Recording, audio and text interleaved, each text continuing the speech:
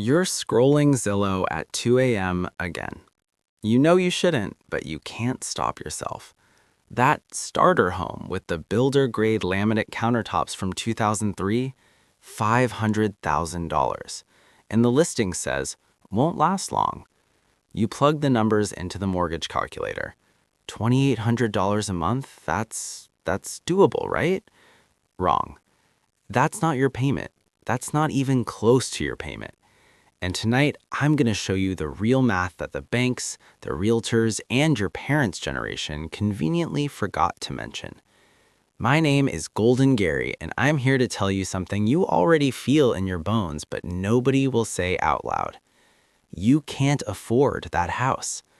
Not because you're lazy, not because you're bad with money, but because the entire system is rigged to approve you for a loan that will financially ruin you. Today, we're breaking down the true cost of a $500,000 home. Not what Zillow tells you, not what the bank approves, what you will actually pay every single month until you drown in it. Let's do the math that nobody else will. The down payment trap. First, let's talk about the entry fee to this casino, the down payment. You need 20% down. Cool. That's $100,000 in cash. Do you have that? Because according to the Federal Reserve's 2022 data, the median American household has $8,000 in savings. 8,000, not 80, not 100, 8. So what happens when you don't have that $100,000 lying around? You pay PMI, private mortgage insurance. Let's call it what it really is, the poverty tax. PMI costs anywhere from 0.46% to 1.5% of your loan annually, which translates to $200 to $400 per month just for the privilege of not being rich enough to put down 20%. Let me be crystal clear. PMI does not protect you. It protects the bank. You are literally paying for insurance that ensures they don't lose money if you default. And here's the kicker. You're defaulting not because you're irresponsible. You're defaulting because they approved you for a loan you couldn't afford in the first place. The real monthly cost. All right, let's build the real number, not the fantasy Zillow shows you, the one that's going to hit your bank account every single month. Here's what a $500,000 home actually costs. Principal and interest, with current mortgage rates hovering around 5.90% in 2026, your base mortgage payment is roughly $2,850 per month. But wait, we're just getting started. Property taxes. Let's say $500 a month. And if you're in New Jersey, Texas, or California, lol, add another $200. Homeowners insurance, $300 a month. And thanks to climate change and rising disaster rates, this number is climbing every year. Hope you like paying more for the same coverage. PMI, because you're not rich, $300 per month. Remember, this is your penalty for being normal. Maintenance.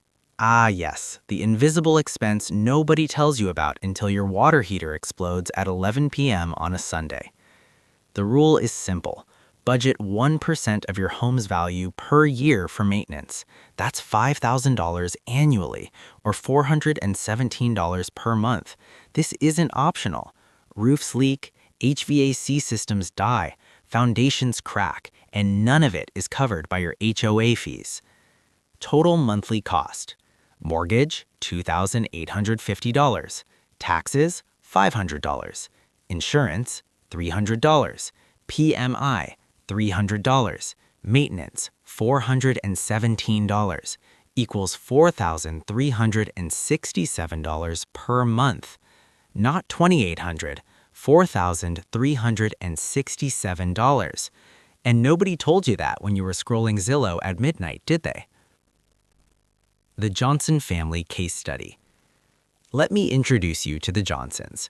They're not poor, they're doing well. Combined household income $160,000 a year. That's nearly double the median American household income. They're the people your grandparents would call rich. Let's see how rich they really are.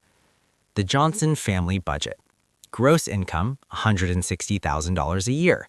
Take-home pay after taxes, based on 2026 federal tax calculations, after federal taxes, Social Security, Medicare, and state taxes, they're bringing home roughly $9,500 per month. Now let's subtract life. Housing, the $500,000 house, minus $4,367. Two car payments, minus $800. Student loans, minus $600.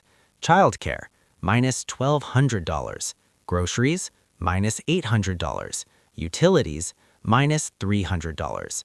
Health insurance premiums, minus $500. Gas, minus $400. What's left? $1,533. That's it. That's what the Johnsons have for everything else. Entertainment, vacation, retirement savings, an emergency fund. Oh, and when the HVAC breaks and it costs $5,000 to replace, credit card debt. When the transmission goes, credit card debt. When daycare raises rates mid-year, credit card debt. Let me spell it out. The Johnsons are spending 46% of their take-home income on housing alone. The safe rule is 28% for housing expenses. The bank's approval rule allows up to 43%. They are living paycheck to paycheck on $160,000 a year. This isn't a cautionary tale. This is the average successful American homeowner in 2026. The psychology trap. So why do we do it? Why did the Johnsons and millions like them sign up for financial suffocation?